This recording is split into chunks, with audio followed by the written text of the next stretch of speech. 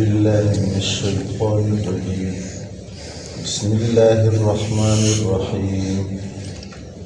سيقول السفهاء من الناس ما ولاهم عن قبلتهم التي كانوا عليها قل لله المشرق والمغرب يهدي من يشاء إلى صراط مستقيم. وكذلك جعلناكم أمة وسطا لتكونوا شهداء على الناس ويكون الرسول عليكم شهيدا. وما جعلنا القبلة التي كنت عليها إلا لنعلم من يتبع الرسول ممن ينقلب على عقبيه وإن كانت لكبيرة إلا على الذين هدى الله وما كان الله ليضيع إيمانكم إن الله بالناس لرؤوف رحيم.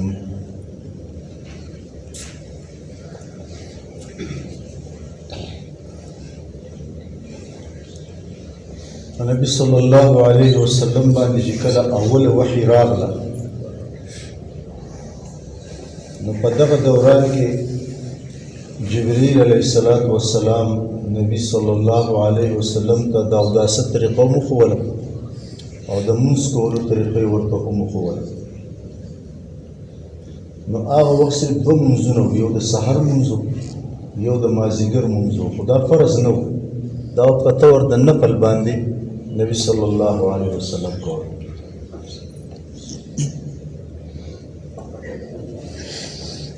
بیا د نبوت د اعلان نه لس کاله وروسته، یعنې په 11 کال د نبوت باندې بیا د معراج واقعه پیښه شوه. نبی صلی الله علیه وسلم اسمانونو ته لاړو او هلته بیا دا 5 مونځونه فرض شو، د سحر او د ماسپښین، د مازدیګر او د ماښام او د ماسخوتن. نو کوم وخت کې چې نبی صلی الله علیه وسلم به لا دا مونځونه فرض شوي نو او د معراج دا واقعه لا نه وه راغلې، نبی علیه السلام به د مونځ په وخت کې بیت الله شریف ته مخ کوو او هر طرف ته به یې مونځ کوو د بیت الله. ولې د بیت الله شریف چې هر طرف ته ودرېږي نو بس قبله ده، ځکه چې دغه قبله ده،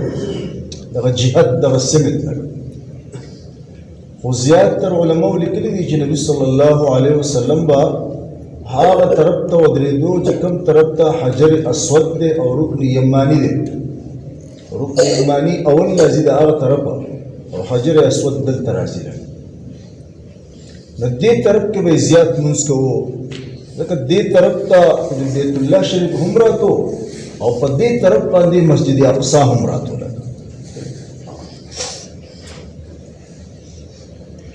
بیا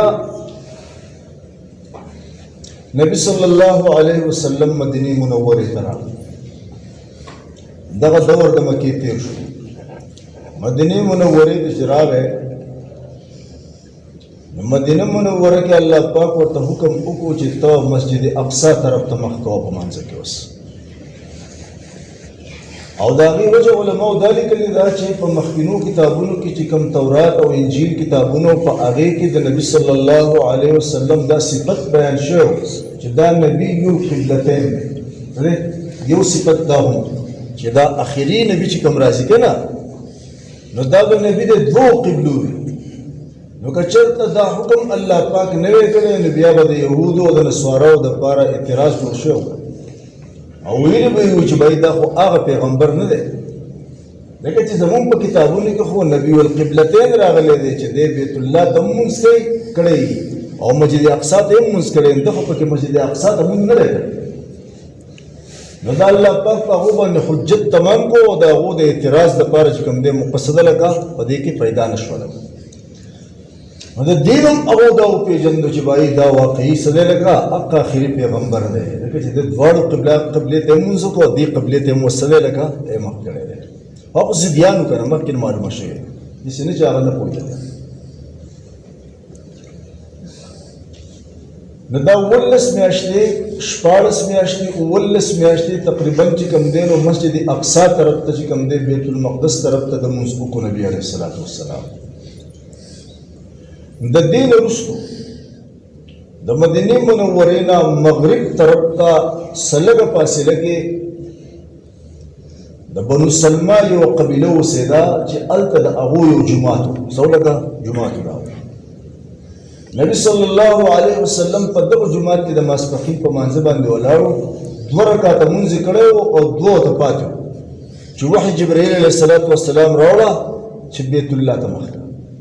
نو 2 رکعته یې مسجد اقصی ته کړي دي په دغه جومات کې مسجد بنو سلمہ، او 2 رکعاتو کې بیا چې کوم دی په آخر کې څه کو لګا بیا بیت الله شریف ته چې کوم دی څه کو لګا مخ کو. بس څنګه چې نبی صلی الله علیه وسلم مخ کو نو اکثر خلکو چې کوم دی د نبی صلی الله علیه وسلم سره څه کو لګا هغه هم مخ کو لګا 2 رکعات یې کله چې دا کار وشو دا خبره خوره شوه چې بھائی نبی صلی الله علیه وسلم خو بیا چې کوم دی څه دی لګا بیت الله ته مخ کو لګا. صرف د مخکې نه مشرکین په غوسه چې د خپلې قبلې نه چې دغه قبله د هغو هم وکنه لګا دی ولې مدینې ته لاړو. نو دا ځکه یې هلته مخ کو چې دلته کې مثلا لکه جو د موږ سره موافق اوسېدو خوشحاله ولي او هلته چې لاړو جو هلته یهود او نصواره خوشحالول د هغو د خوشحالۍ دپاره د هغو قبلې ته مخ کو جو دا پراپیګنډه وه. او دلته چې کوم دی وسدي لکه چې دا کار وشو د مشرکینو ته موقع میلاو شوه. وګوره که نه وي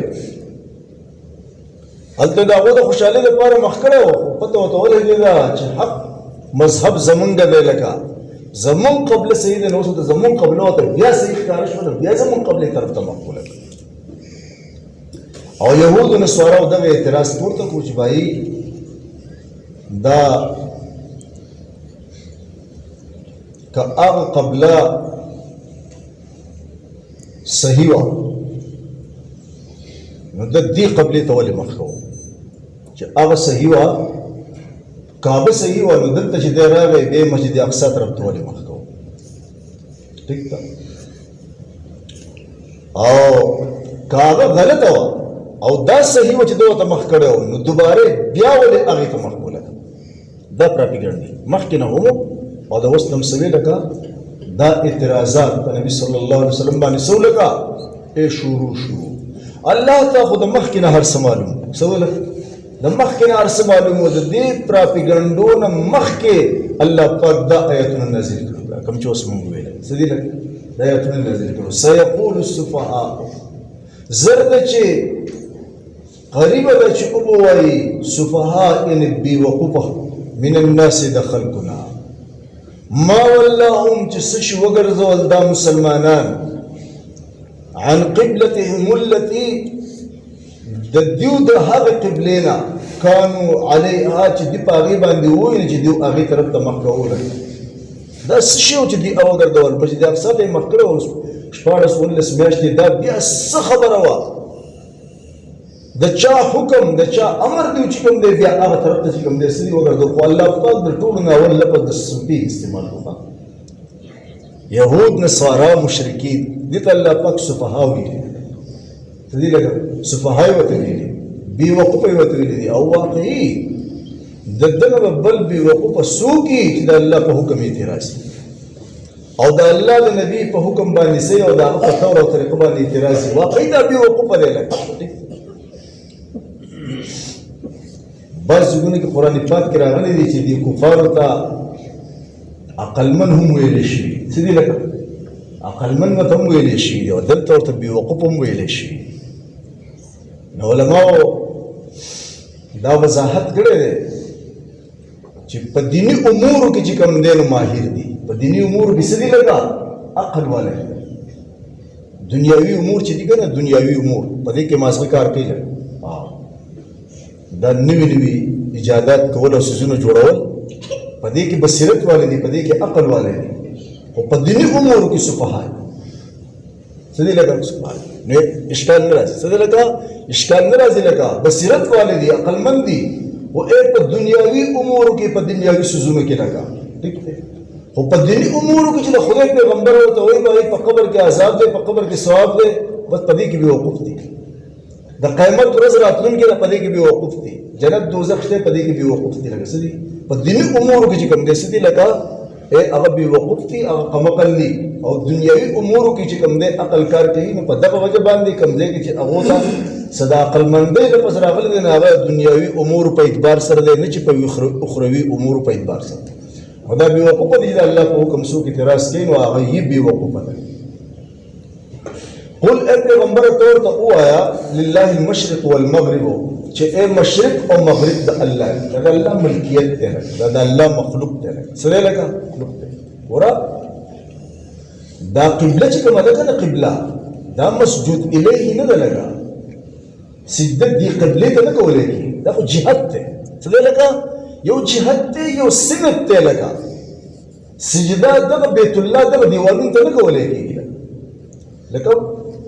زمون په مغرب طرف ته پرته ده بیت الله دمن مغرب طرف ته پروت دی لکه موږ په مشرق باندې پراته نو موږ مغرب سمت طرف ته مخ کوله او څوک چې هغه طرف ته پراته دي لکه مغرب طرف ته پراته دي هغه مشرق طرف ته مخ دي څوک شمال ته پراته دي هغه جنوب ته مخ دي څوک جنوب ته پراته دي هغه شمال طرف ته مخ دي ٹھیک بیت الله کې چې کوم سره یې الته چې بیت الله ته په نظر راځي نو مانځه کې دا فرض دي ځکه دا مانځه د ارکان د قبله د مخ کول دی بالکل بیت الله ته مخ دی کله د زری برابر د بیت الله نه هټ کر ودرې د مونږ کی کله تخکاری کنه ته بالکل مقام لیکن کوم خلک د دینه په لری فاصلو کې دی لگا دا دې لپاره سمت دی سره لگا سمت او په دې کې گنجائش نه لگا کله ډېر اخوا دی خوشي نو فرق نه کوي جایز دی مونږ انسان چې کوم دې سدي لگا ایک کیږي لگا دا یو سمت ته یو جهاد ته ټیک ته چې الله پاک دغه جهاد طرف ته د منځ کول حکم کړی دی دغه جهاد ته خلک مونږ نه کوي دغه جهاد ته پاره خلک سجده نه لګي لگا مسجود الیه خو الله پاک ته لگا مونږ د الله حکم منو لگا منځ کوا بس مونږ منځ کو الله و مشرق ته مخ مشرق ته مخ کو مغرب ته مخ مغرب ته مخ کو شمال ته جنوب ته کوم طرف ته الله پاک دی اصل مقصود چې کوم دی د الله حکم منل دی لگا نو چونکه دیو دا اعتراضونه کول نه الله پاک پیغمبر ته وی ته وایي چې مشرق مغرب ټول الله دی سدي لگا مونږ ته مخکې حکم و چې دغه طرف ته مخ کوو چې مونږ د الله حکم منو هغه طرف ته مخ کوو بیا مونږ ته حکم وشو چې مسجد اقصی ته مخ کوو چې مونږ اصل کې مقصود د الله حکم دی چې مونږ بیا د الله حکم منو مونږ هغه طرف ته مخ کوو بیا د شپه رسول الله صلی الله علیه وسلم الله بیا مونږ ته حکم کو بیت الله ته مخ کوو مونږ د الله امر منو لگا مونږ د الله امر ته چې کوم دې سنو لگا فرمان بردار بس مونږ طرف ته مخ کوو ټول جهادونه سي د الله دی مونږ د جهاد عبادت نه کوو مونږ عبادت ته الله پاک کو مونږ دا حکم منو لگا ٹھیک شو بل پرس کړه دا غزنه بیا الله پاک حکم کړي چې بل طرف ته مخ کوو طرف ته بیا مخ کوو اصل شی چې کوم دی اصل مقصود د الله پاک حکم دی ته وایي چې مشرق او مغرب چې کوم دی سدي دا الله پاک دی چې کوم طرف ته مونږ الله پاک حکم کوي هغه طرف ته مونږ مخ کوو یهدی من یشاء الی صراط مستقیم ہدایت کی اللہ پاک هغه چاته چې الله وغواړي الی صراط مستقیم په طرف د نیری لارې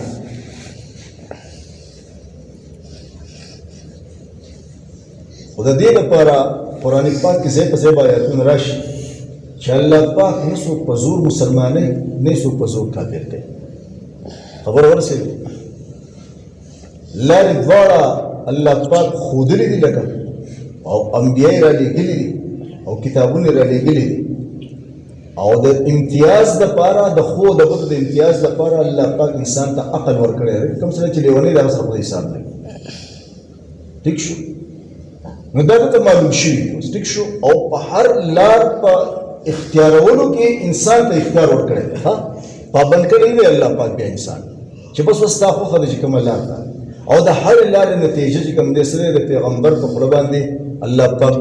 امت ته خولې ده چې په دې لار روان شوې ته اختیار شته لکه نو په دغه لار باندې الله چلے خو انجام بده ده او که په دې لار روان شوې نو په دې باندې بیا الله چلے لکه ٹھیک شو خو دې انجام به کوم دې صحیح لکه ابدای د سینا چې ته غواړې یو لار او الله تعالی بل تر واړې او ته غواړې بل لار او الله تعالی بل لار تورنه الله پاک دې سینه کوي هدایت کې الله پاک چاته چې وغواړي په طرف د لارې سمې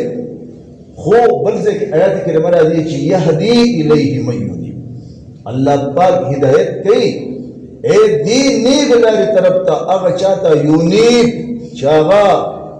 منیب وي، هغه رجوع کوونکی الله تعالی دی، هم د حق طالب وي، د ده په زړه کې چې کوم دی د حق جستجو وي چې یاره ما حق معلوم کړی او ما د حق مرګتیا وکړې او په حق لار باندې چې کوم دی څه روان شوې، نو چې دا طلب د حق چې کوم دی څه لکه د چا په زړه کې یې لکه دا منیب دی د الله ته رجوع کوونکی دی که نه، د الله د رضا والا حکم معلومونکی دی که نه، نو الله داسې خلکو ته چې کوم دی څه کوي لکه هدایت کوي. او د انا به لفظ هم راغلی او بل د آیت کریمه د سوره صاد کې دی غالبا چې فلما زاغوا، هر کله چې دوی وګرځېدل ازاغ الله قلوبهم، دوی وګرځېدل، کله چې دوی وګرځېدل لکه نو الله د دوی زړونه چې کوم دی هم ور وګرځول لکه څه دی لکه بس چې سړی کم طرف ته ګرځي که نه الله یې هغه طرف ته چې کوم دی څه کوي لکه ګرځوي، داسې نه چې دی یو طرف ته ګرځي او الله یې په زور راونیسي، خو بیا څه مقصود پاتې نه شو لکه په دې اختیار کې چې کوم دی څه دی لکه په اختیار کې امتحان دی، په اختیار کې څه دی امتحان دی. د دې د وجې نه الله پاک هدایت کوي خو په طرف د نیکې لارې، خو هغه چاته چې څوک الله ته رجوع کوونکی او چې څوک کوږ طرف ته ګرځي زاغو شي لکه ټیک شو، نو الله د هغو زړونه هم چې کوم دی څه کوي لکه هغه طرف ته بیا اړی په هغه طرف باندې صحیح لکه روان. خلک داسې وو چې زه لاندې آیت را روان دی هغه کې خود شو وکذلک او دقه شانتي جعلناکم من ګرځولي تاسو امتا یو امت وسطن معنی درمیانا اعتدال والا انصاف والا لتكونوا دپاره د دې چې تاسو شئ شهداء گواهان علی الناس په خلکو باندې د قیامت په ورځ ويكون الرسول او شي رسول علیکم په تاسو باندې د قیامت په ورځ باندې شهیدا گواه. د دې امت د فضیلت ته وګوره چې د قیامت په ورځ باندې به الله پاک چې کوم دی د پیغمبرانو نه تپوس کوي، لکه خپل عدالت ته به الله پاک پیغمبران راوغواړي، مثال په طور نوح علیه السلام به راوغواړي اعلان به وکړي او د هغه قوم به راشي، الله پاک به د نوح علیه السلام نه تپوس وکړي چې تا دې تبلیغ کړی زما احکام تا د خپل قوم ته رسولي. نوح علیه السلام به وایي چې الله پاکه ما ستا احکام دې قوم ته رسولي دي، ما دې تبلیغ کړی دی. د قوم نه به الله پاک تپوس وکړي چې دا نوح علیه السلام دا خبره کوي چې دې تاسو ته تبلیغ کړی دی، آیا دې تاسو تبلیغ کړی دی؟ هغه چې دی خو موږ سر لیدلی دی، موږ ته پته هم نشته، منکر وشي څه دی لکه منکر وشي. نو قانون دا دی، شرعي قانون دا دی چې کوم سړی د یوې خبرې دعوه کوي نو د هغه نه ګواهان طلب کولی کېږي، او چې کله د هغه سره ګواهان نه وي او بیا مدعا علیه چې کوم هغه منکر وي نو هغه له قسم ورکولی کېږي. او دا نبي صلی الله علیه وسلم فرمان هم دی چې البینة علی المدعی والیمین علی من انکر. بینه یعنې ګواهان چې کوم دی په مدعي باندې دی چې څوک دعوه کوونکی هغه ګواه پیش کړي په خپله دعوه باندې لکه د هغې د ثابتولو دپاره، او الیمین او چې د هغه سره ګواهان دی نو قسم دی علی من انکر په هغه چا باندې چې هغه انکار کوي، څه کوي مدعا علیه چاته ویلی کېږي. نو الله پاک په د نوح علیه السلام نه ګواهان طلب کړي خپل دعوه باندې چې کوم دی څه دی چې تا دې تبلیغ کړی دی ستا ګواه څوک دي. نوح علیه السلام به ورته عرض وکړي چې الله پاکه زما ګواه چې کوم دی هغه د محمد صلی الله علیه وسلم امت دی. امت د نبي صلی الله علیه وسلم به الله پاک را وغواړي چې تاسو دا ګواهي کوئ چې دی نوح علیه السلام چې کوم دی خپل قوم ته تبلیغ کړی، نو دا قوم به ووایي چې او موږ ګواهي کوو چې نوح علیه السلام خپل قوم ته تبلیغ کړی دی. نو دغه د نوح علیه السلام قوم به په دې امت باندې اعتراض وکړي چې ګواهي خو هغه سړی کوي وایي چې هغه شمدید په خپلو سترګو باندې لیدلی څه که نه هغه به ګواهي کوي که نه ټیک ده. نو زمونږ د وادي په منځ کې خو علماو لیکلي چې شپږ زره کاله تېر شوي دي قریب. نو دې کوم ځای چې دې موږ نه خبر دي چې دې ته چې کوم ځای تبلیغ کړی دا اعتراض څه دی اعتراض. نو یوازې قانون دا هم دی ورسره چې کوم ګواه ګواهي وکړي نو شرعي قانون دا دی چې بالکل فقط صرف د دې ګواهانو په رڼا کې حاکم وقت فیصله نه کوي، بلکې د دې ګواهانو تزکیه په قاضي باندې او په حاکم باندې لازم ده چې کوم ګواهان وي د هغو تزکیه او د هغو صفایي وشي. د هغو تزکیه او د هغو د صفایي طریقه دا وي چې د مثال په طور یو دوه کسانو چې کوم دی په چا باندې دعوه وکړه چې یاره دې سړي قتل کړی مثلا، نو بیا دا قاضي چې کوم دی څه کوي لکه د دې ګواهان په دې ګواهۍ بس نه کوي چې بس فیصله کوي، بلکې د دې تزکیه کوي، د دې صفایي کوي. هغه څنګه د دې چان او بین کوي، پټ معلومات څه کوي لکه پټ معلومات کې اوس کې په خپله ګرځي کوي او که د دې دپاره هغو څوک مقرر کړي وي او په هغو باندې کوي چې بهی دا ګواهان د کوم ځای دي د کومې علاقې د څوک دي او تاسو لاړ شئ او د دې چان او بین وکړئ لکه چې دا څه نمونه خلک دی لکه د دیو کردار څه دی لکه په معاشره کې، آیا دا نیکان صالحان خلک دی که دا فاسق او فاجر خلک دی؟ لکه فاسق فاجر شرعا ګواهي نه ده قبوله، څه ده لکه نه ده قبوله. علماو دې پورې لیکلي دي چې یو انسان فرض مونږ پرېښودل خو پرېږده، دا خو ډېره لرې خبره ده، فرض مونږ چې پرېږدي دا ګواهي خو شرعا د سره نه ده قبوله، لیکن چې دا د جماعت تامون نه دی، د جماعت تامون چې دا هم یو سړي وایي دوه درې پېرې مفسرین لیکلی دی چې دا بغیر د عذر نه پرېښودل، دی جومات ته راتلی شو د جماعت د مانځه لپاره دا یې پرېښودو، د ده شهادت چې کوم دی مردود دی، د ګواهي هم شرعا نه ده قبوله. یا یو سړی نور څه بدعملي کوي، نشه تماشه کوي لکه ټیک د هغو ګواهي نه ده قبوله. یا یو سړي یو پیره دروغ ویلي وي نو په ده باندې ثابت شوي چې دې سړي دروغ ویلي دي، بس د ده ګواهي نه ده قبوله. د ګواهانو تزکیه کولی کېږي په شریعت کې. اوس خو په 50,000 کسانو کې که چېرته یو کس مسلمان ګواه پیدا شو نه به ورنه 50,000 کسانو کې ته ماله شرعي ګواه نشي پیدا کولی. شریعت چې کوم ګواه غواړي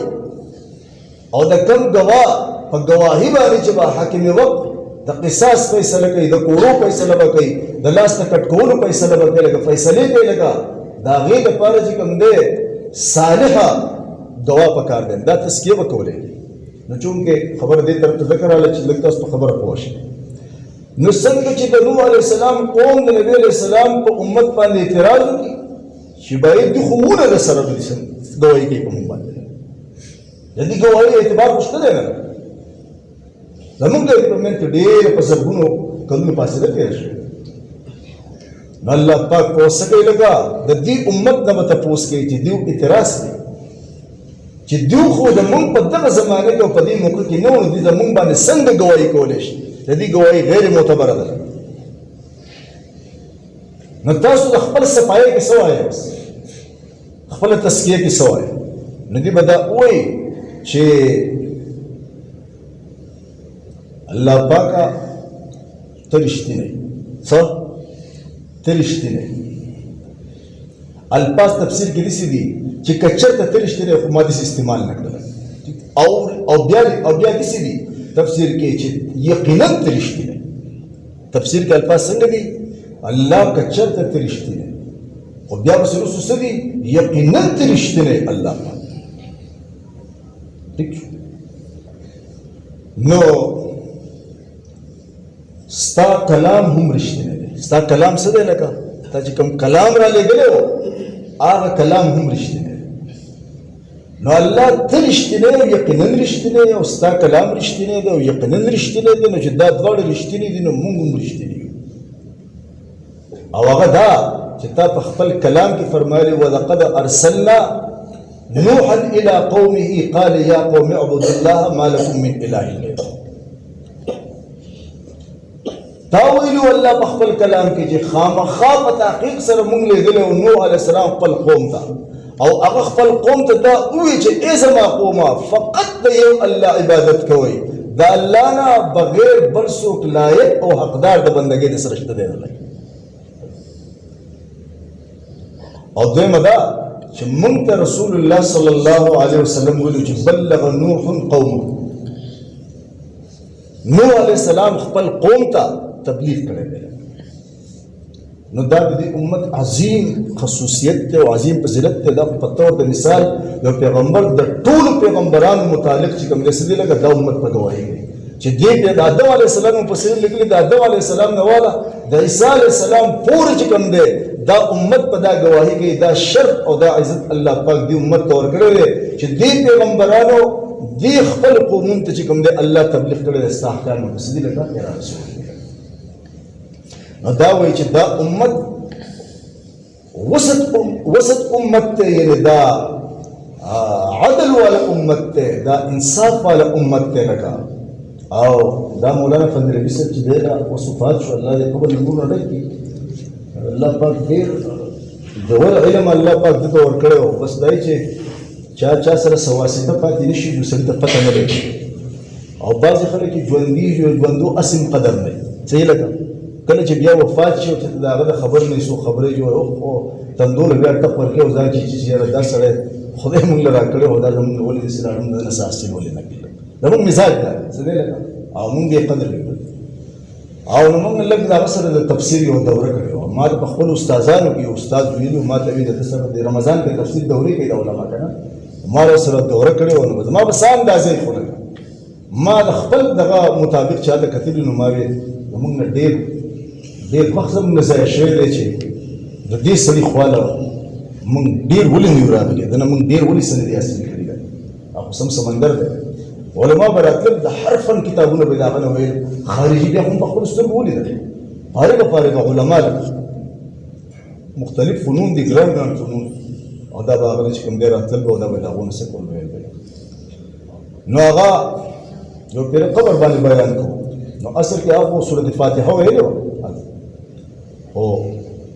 بیا د دې امت په باره کې خبره کوله لاندې چې دا غیر المغضوب علیهم ولا الضالین په دې باندې خبره وه چې دا مخکینی چې وو دا وسط یعنې دا امت چې کوم دی نو یعنې اعتدال والا امت دی دې د افراط او د تفریط نه چې کوم دی څه دي لکه نه افراط کوونکي دي لکه نه د حد نه تېرېدونکي دي نه د حد نه کمېدونکي دي دا متوسط امت یعنې کومه خبره چې په کوم مقدار کې حق مقدار سره دي وینا لکه مخکې موږ ویلو یهودیان ولګي د عیسی علیه السلام د سره پیغمبر ونه منو او دغه شانتې د نور هم عیسایانو هم عیسی علیه السلام د خدای درجه ورکړله لیکن موږ داسې نه کوو موږ څه دي په کومه درجه کې چې لکه الله پاک هغه ویلي دا زما بندګان دي او دا زما چې کوم دی څه دي لکه دا پیغمبران دي لکه موږ ټول منو او ټول د خدای بندګان او د خدای پیغمبران چې کوم دی څه کوو منو لکه موږ داسې نه کوو چې هغه وایي څه پکې موږ منو او څه پکې موږ څه کوو لکه نه منو نو دا امت د اعتدال امت دی نو دی به په هغه مقدار سره خبره کوي چې په کم مقدار سره هغه خبره چې کوم دی مناسبي نه وه پکې زیاتوالی کوي نه وه پکې څه کوي لکه کموالی کوي د دې وجه نه نبي صلی الله علیه وسلم دعا کړې هغه دعا مفهوم دا دی چې الله ته هغه انسان تر و تازه لرې لکه چې زما خبره واوري او یاد یې کړي او بیا څنګه چې اورېدلي هغه شانتې ورسوي مطلب دا دی د پکې د ځان نه کمې وکړي او نه پکې د ځان نه زیاتې وکړي ٹھیک شو احتیاط پکار دی څه دی لکه احتیاط پکار دی هسې نه که د ځانه ته د خدای پیغمبر دا فرمایلی دي او تا په هغې کې د ځان کمې زیاتې وکړو نو دا د خدای پیغمبر باندې دروغ وتړله او خدای پیغمبر ولي چا چې ما باندې دروغ وتړل دې ځان په جهنم کې ځای تیار کړي نو احتیاط څه دی لکه نو دا امت وسط امت دی لکه دی به څه خدای ویلي او څه د خدای رسول ویلي هغې کې به نه کمې کوي او نه پکې زیاتې کوي دا به په کوم صورت کې کېږي لکه دی به ښه یادوي خبره دا الله کوم خبره دا به ښه یادوي لکه صحیح به ورته ګوري لکه د دې الفاظ به هم صحیح یادوي د دې په معنی مفهوم باندې به هم ځان صحیح پوهوي او په هغه مقدار سره به کوي او د خدای د پیغمبر حدیث به هم صحیح د هغې الفاظ به یادوي او د هغې مفهوم به یادوي د هغې ترجمه به یادوي او په هغې کې به کمې زیاتې نه کوي حق مقدار همره خبر به څه کوي الو به دی وسط امتي لکه ځکه چې زیاتې ونه کړو که نه او کمې ونه کړو د ځان نه پکې خبره چې کوم دی څه ده ونه کړه نو دا فضیلت دی د دې امت ښه دا یو خصوصیت دی دی الحمدلله خدای پاک دې په دې باندې موږ قایم وساتي نو دا دغه خبره کوي چې دغه رنګې موږ تاسو ګرځولې امتا وسطا یو امت چې کوم دی انصاف والا عدل والا لتكونوا دپاره دې تاسو شهداء ګوان علی الناس په خلکو باندې دا تفصیل تاسو مخکې راغلی ویکون الرسول او شي رسول علیکم په تاسو باندې شهیدا ګواه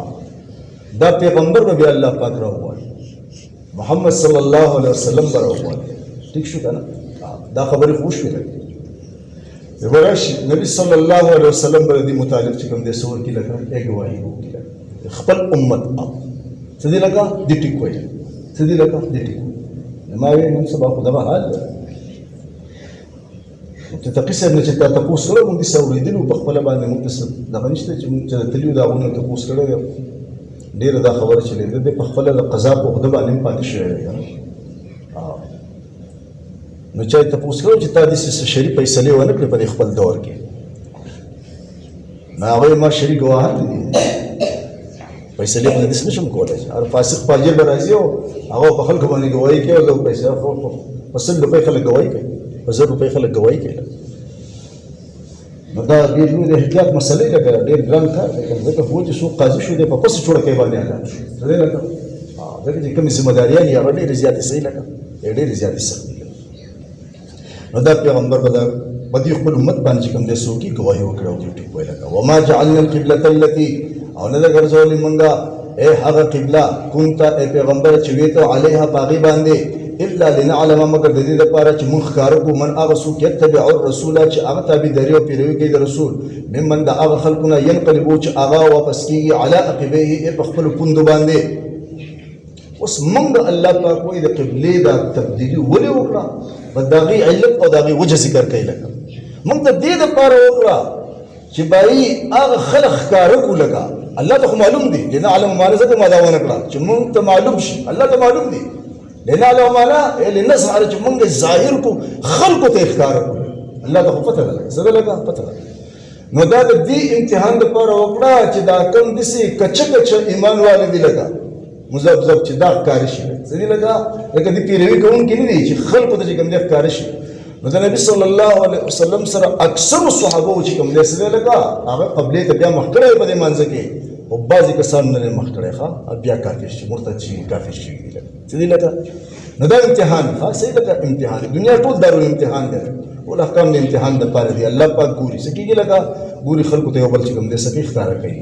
نو دا قبله دا تبدیلی مونږ دې دره درځول مونږ دا قبله غلط پاغي باندې وي مگر دې لپاره چې مونږ کارو هغه څوک چې هغه د رسول اتباع کوي نه چې رسول په منځ کې وګرځي دې پسې ګرځي چې هغه مخه ته صحیح لگا کوم چې ونه ګرځي نه هغه دا څنګه چل دا خو کله یو تر ته مخ کوي کله بل تر ته مخ کوي خوشي مونږ په خپل غزور دین خدای لگا غزور ټکوم لگا دته اسه خو مخ کړو لگا سره لگا دا خلاړو او کوم چې خدای پاک ما وی چې منیب خلق وي الله ته رجوع کوونکي خلق وي د حق طلبګار وي د پسونو کې د خدای او د خدای د رسول محبت وي هغه دې ته ګوري چې د الله حکم سره او د پیغمبر سکه نه کوي دغه ته ګوري په دغه خپل کامیابی غني بس هغه مخ کړی نو الله موږ دا معلومول و ان كانت لكبيره او یقینا هو دا کار البته ډیر ګران په دیو ته الله په کوی چې بای یو انسان په یو شی باندې د زمانه پورې عادل روان وي کنه عادل روان وي لکه په یو طریقه باندې او دې دا طریقې نه منکې نو دا د مشاهدم نه منکول ګرانی دا صحیح لګا منکول ګرانی چې دا غینه سکیږي لکه ایمنش کوم انسان دی او شی صحیح کړي عادي شی لګا عادت شی نو دا غینه هغه ته منکې دل ګرانی الا علی الذين مگر په هغه کسانو باندې هدا الله چې الله ته هدایت کړی دی لکه چې الله چاته هدایت کوي دا غو د پاره چې کوم دی صحیح ګران نه نو په عمومي تور باندې دا شی ګران وی لکه سوي لکه ګران وی او چې الله فاق چې کوم دی سو الله ته رجوع کوونکی وي الله دا غو د پاره اسانه هغه ته هدایت کوي وما كان الله الا فاق ليضيع ايمانكم دا چې ځای کې تاسو ایمان نو تاسو عبادت دا الفاظ چې دی تفسیر علماء په دې تور باندې کړی دی چې چونکه د صحابه په ذهن کې دغه اشکال پیدا شو چې بای دغه قبله ته مونږه شپاړس ولس میاشتې مونږ کړی دی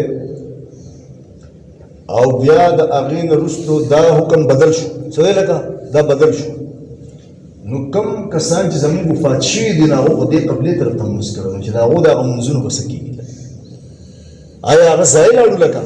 نه الله په کوی ځای نه دی هغه کې خو هغه ته دغه حکم څه لکه هغه په هغه وخت په هغه حکم باندې عمل کړی دی دا هو ایمانونه او دا هو منځونه چې کوم دې سدي لکه عبادتو الله وای هغه ځای نه دی ښه ځای نه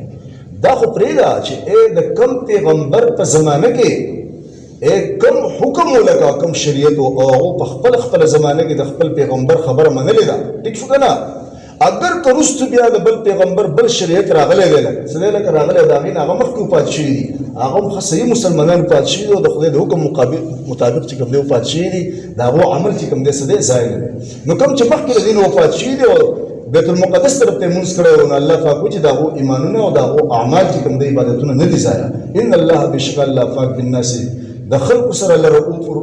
رحیم ډیر شفقت کوونکی ډیر رحم کوونکی دی الله خو ډیر رحم کوونکی دی رحم عمل کوي داسې نه کوي چې الله ولې خبرې حکم کوي او انسان په هغې عمل کوي او بیا به الله پاک هغه مردود کوي هغه به نه قبلوي نه الله خو کم از کم چې یو نیک انسان کوي نو کم از کم الله وایي په لس چند دله زه اجر ورکوم او الله یضاعف لمن یشاء او بیا الله پاک چې کوم دی څه کوي لکه مضاعف کوي چې څومره الله پاک چې کوم دی څه کېږي لکه وغواړي سيقول السفهاء زرد چوبوای بیوقفان من الناس دخلقنا ما واللهم چې څه شو ګرځول دا مسلمانان عن قبلتهم التي دخل هغه قبلنا كانوا چې دیو علیها پاغي باندې چاغه دیو مسکو قل ورته وای پیغمبر په جواب کې لله المشرق والمغرب چې مشرق او مغرب د الله دی یهدی هدایت کې منا وچا دیشا او چې خو شي الى صراط المستقيم په طرف ته غلاره وکذالک او د شانتی جعلناکم من ګرځولې تاسو امه یو امت وسطون درمیانا انصاف والا عدل والا لتكونوا دپاره دې چې شي تاسو شهدا اګوان علی الناس په خلق باندې قیامت ورځ ويكون الرسول او شي رسول علیکم بتاسو باندې شهیدا گوا وما جعلنا القبلة التي امنا ګرځولې هغه قبله کوم ته چې وي پیغمبر علیها باغی باندې الا مگر لنعلم د دې لپاره چې موږ کار کوو من هغه خلق یتبع الرسول چې تابعداري کوي د رسول ممن دا خلقنا ينقلبوا چې هغه واپس کیږي علی عقبه په خپل پوند باندې وان كانت او یقینا چې دا ګرځیدل لکبیره البته ډیر ګران الا علی الذين هدى الله مگر پاکستان باندې ګران نو چې هغه ته الله هدایت کړو وما كان الله نه الله ليضيع د پاره ليضيع جزائے کی ایمان مستاسو ایمانون استاسو عبادتنا ان الله بشک الله بالناس فخلق باندې لرؤوف الرحیم البته ډیر شفقت کوونکی او ډیر رحم کوونکی یا ارحم الراحمین یا ارحم الراحمین یا ارحم الراحمین یا ذا الجلال والاکرام یا ذا الجلال والاکرام یا ذا الجلال والاکرام اللهم صل على محمد النبي الامي وازواجه امهات المؤمنين وذريته وأهل بيته كما صليت على إبراهيم إنك حميد مجيد ربنا تقبل منا إنك أنت السميع العليم وتب علينا إنك أنت التواب الرحيم سبحان ربك رب العزة عما يصفون وسلام على المرسلين